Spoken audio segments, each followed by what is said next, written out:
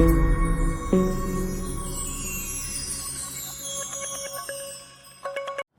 Friends, Saravanakumar. Welcome to power space solar tech. நீங்கள் முதல் முறையாக என்னோடய வீடியோ பார்க்குறதா இருந்தால் மறக்காமல் என் சேனலை சப்ஸ்கிரைப் பண்ணிக்கோங்க. இன்றைக்கி நம்ம எங்கே வந்திருக்கோன்னா மொகப்பேரில் ஒரு 3 கிலோவாட் ஆன்-கிரிட் சிஸ்டம் இவங்களுக்கு இன்ஸ்டால் பண்ணியிருக்கோம். இவங்களுக்கு 3 to அதாவது 3000 8,000 வரைக்கும் ஆவரேஜாக கரண்ட் பில் வருதுன்னு சொல்கிறாங்க. அதனால் நம்ம இவங்களுக்கு சஜஸ்ட் பண்ணது என்னென்னா 3.6 கிலோவாட் ஆன்-கிரிட் இன்வெர்ட்டர் தான் சஜஸ்ட் பண்ணியிருக்கோம். பாலிகேபில் பேனல் பார்த்திங்கன்னா ப்ரீமியர் எனர்ஜி டாப்கான் பேனல் இவங்களுக்கு நம்ம ரெக்கமெண்ட் பண்ணியிருக்கோம். இவங்க சப்சிடிலாம் எனக்கு ஒன்றும் முக்கியம் இல்லை, எனக்கு பர்ஃபார்மன்ஸ் தான் முக்கியம்னு சொன்னதுனால இவங்களுக்கு நாங்கள் சஜஸ்ட் பண்ண பேனல் டாப்கான். இவங்களுக்கு ஒரு ஹை ரைஸ் ஸ்ட்ரக்சர் போட்டிருக்கோம். வாங்க இவங்களுக்கு என்ன போட்டிருக்கோம், எப்படி போட்டிருக்கோம் நான் உங்களுக்கு எக்ஸ்பிளைன் பண்ணுறேன். வாங்க இதோ நீங்கள் பார்க்கலாம். இதுதான் high rise GI high rise structure போட்டு இவங்களுக்கு டாப்கான் பைஃபேஷியல் பேனல் போட்டிருக்கோம். நீங்கள் இந்த ஸ்ட்ரக்சர் நாங்கள் இப்போ தான் இந்த ஸ்ட்ரக்சர் புதுசாக டிசைன் பண்ணியிருக்கோம். இந்த ஸ்ட்ரக்சர் நீங்கள் பார்க்கலாம். 5 இன்ச்சு சி சேனல் இது. ஆக்சுவலாக 5 இன்ச்சு சி சேனல் எலிவேட்டட். நார்த்தில் 8 ஃபீட்டும் சவுத்தில் 7 ஃபீட்டும் இருக்கும். அது இல்லாமல் இதுக்கு கிராஸ் பிரசல்ஸ், இந்த ஒரு பில்லர் டு இன்னொரு பில்லரை ஸ்ட்ரென்த்னிங், அடிஷ்னல் ஸ்ட்ரென்த்னிங்காக இந்த கிராஸ் பிரசல்ஸும் கொடுத்துருக்கோம். அதேமாதிரி பர்லின்லாம் இந்த ராப்ட்டு பார்த்திங்கன்னா 3 இன்ச்சு சி சேனல் போட்டிருக்கோம். பர்லினும் சி சேனலே தான் போட்டிருக்கோம். அதுவும் 3 இன்ச்சு சி சேனல் தான். அதாவது ஃபஸ்ட்டெல்லாம் 41x41 வந்து நம்ம பர்லின் யூஸ் பண்ணுவோம். இப்போ வந்து சி சேனலே பர்லினாக நம்ம யூஸ் பண்ணுறோம். ஏன் இதை யூஸ் பண்ணுறோன்னா, பர்லின் போடுறப்போ உங்களுக்கு பிச்சுக்கிட்டு, அதாவது கொஞ்சம் ஷேக்கிங் பிச்சுக்கிட்டு பறக்க சான்சஸ் இருக்குது. இதில் அப்படி கிடையாது. இதில் பக்காவாக டைட் ஃபிக்ஸ் ஆகிடும். அதனால் இது R&D பண்ணி செக் பண்ணிவிட்டு தான் நம்ம இந்த ஸ்ட்ரக்சரை இப்போ யூஸ் பண்ணியிருக்கோம். நீங்களே பார்க்கலாம் பாருங்கள், செம்ம ஒரு சின்ன ஷேக் கூட இருக்காது. உங்களுக்கு இந்த லெக்லேயே குவாலிட்டி தெரியும் பாருங்கள், எவ்வளோ அகலமான லெக்கு. இதுவே உங்களுக்கு கிட்டத்தட்ட ஒரு பில்லர் மாதிரி.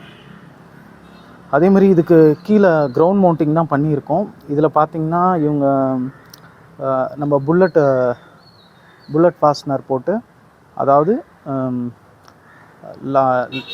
லாக் ஃபிக்ஸ்னு ஒரு கெமிக்கல் இருக்குது, அந்த கெமிக்கல் போட்டு புல்லட் ஃபாஸ்ட்னர் போட்டு இதை ஃபிக்ஸ் பண்ணியிருக்கோம். அதுக்கு மேலே இந்த பில்லர் போட்டிருக்கோம் அடிஷ்னல் ஸ்ட்ரென்த்துக்காக. அவங்களுக்கு லீக்கேஜ் எதுவும் ஆகாமல் இருக்கிறதுக்காக அந்த பில்லர் 4த்துக்குமே 4 பில்லர் போட்டிருக்கோம். இந்த ஸ்ட்ரக்சர் எப்படி டிசைன் பண்ணியிருக்குன்னா 2x3, அதாவது கீழ் பக்கம் 3 பேனல் நீங்கள் பார்க்கலாம். இங்கே 1 2 3, அதே மாதிரி மேலே 1 2 3, மொத்தம் 6 பேனல் டிசைன் பண்ணியிருக்கு. அதே மாதிரி இவங்களுக்கு வந்து மேலேருந்து கீழே டிசி கேபிள் போட்டிருக்கோம். எர்த்திங்கும், இந்த சேனலுக்கு எர்த்திங்கும் போட்டிருக்கோம். நாங்கள் எர்த்திங் கனெக்ட் பண்ணியிருக்கு பாருங்கள், எர்த்திங் போட்டிருக்கோம். அதே மாதிரி இவங்களுக்கு இந்த சைட்டில் லைட்டிங் ரெஸ்ட்டும் ப்ரொவைட் பண்ணியிருக்கோம். அங்கே உங்களுக்கு பார்க்கலாம், அவங்க கிட்ட காமிக்கிறேன் உங்களுக்கு லைட்டிங் ரெஸ்ட்டு. இந்த லைட்டிங் அரஸ் தான் உங்களுக்கு ரொம்ப முக்கியமானது. நிறைய பேருக்குன்னு லைட்டிங் அரஸ் போடுறாங்க. லைட்டிங் அரஸ் எப்படி போடணும்னு சொல்கிறேன் பாருங்கள். எப்படி போடக்கூடாதுன்னு ஒரு சைட்டு காமிக்கிறேன். இங்கே பக்கத்துலேயே தான் போட்டிருக்காங்க, அதனால் காமிக்கிறேன் பாருங்கள்.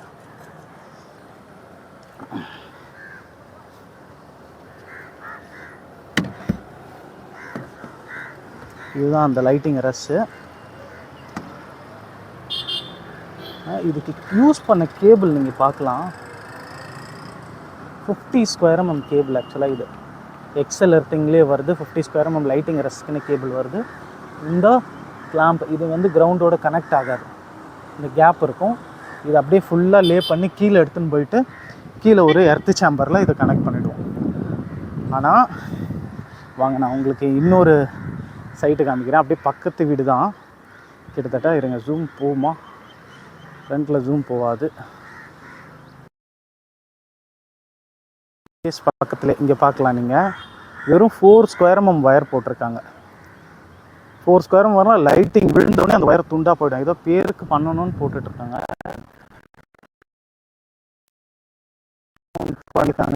எதுவுமே வாட்டர் ப்ரூஃபிங் பண்ணல போல். அதே மாதிரி சோலார் ஸ்ட்ரக்சரெல்லாம் அவங்க யூஸ் பண்ணுற கம்பியோட அடிச்சிருக்காங்க, அப்படி அடிக்காது. இப்போ இந்த மாதிரி அடிச்சிங்கன்னா இன்கேஸ் சோலாரில் ஏதாவது பாடி ஆகுது அந்த மாதிரி பட்சத்தில் உங்களுக்கு கைப்பிடி ஃபுல்லாக எர்த்து வரத்துக்கு சான்சஸ் இருக்குது.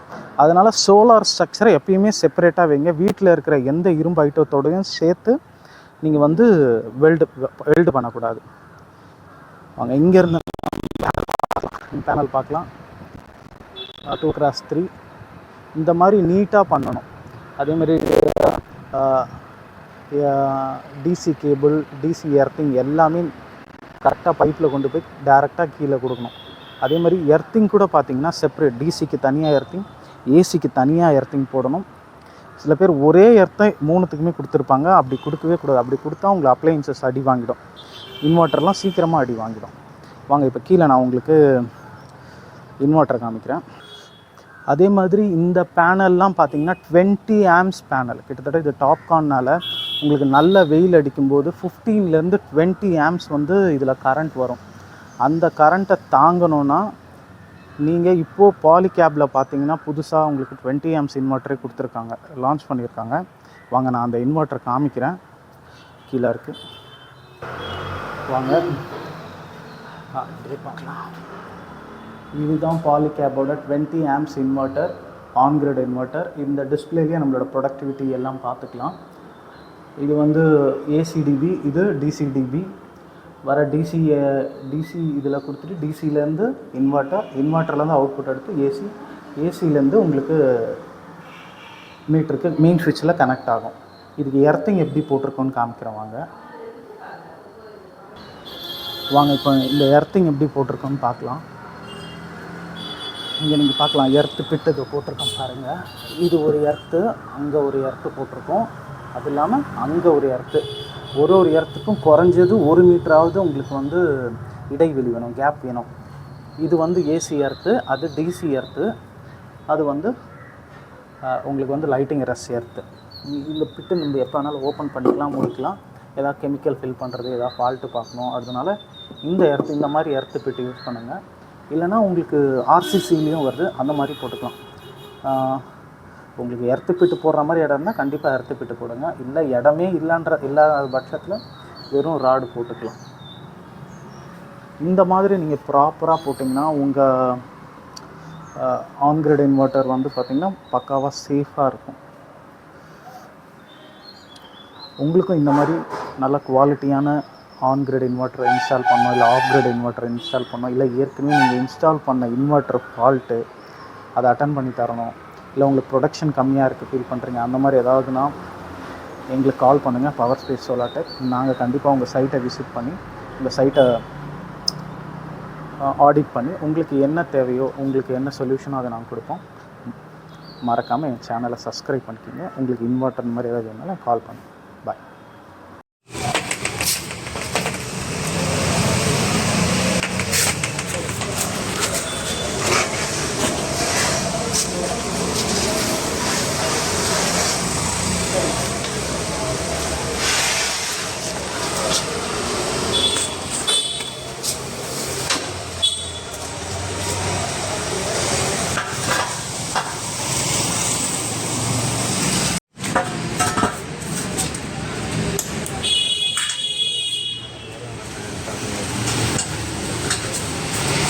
பொறுமையா ஜம்ப் பண்ணாதீங்க.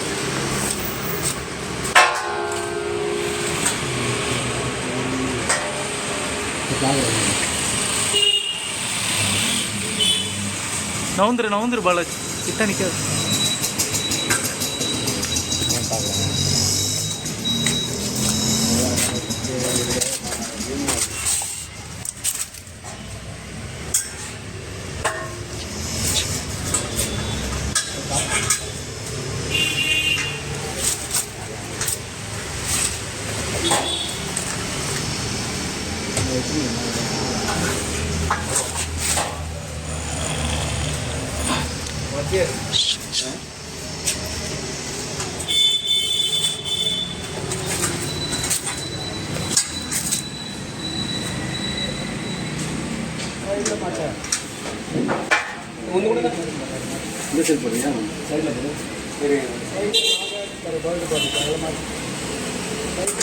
இல்லை அதில் மாட்ட முடியாது. அது சின்ன கொக்கி, நீ ஆப்போசிட்டில் மாட்ட, நீ போட்டது அது. கட்டுற இடத்துல நீ இதை போட்டால் ஒன்று பெருசு ஒன்று சின்னதாக இருக்கும். இல்லைன்னா நம்ம கையை வைக்கக்கூடாதுண்ணா, பில்டிங் ஸ்ட்ரக்சரில் கையை வைக்கவே கூடாது. இதை கூட அடிச்சிடலாம் சைடில்.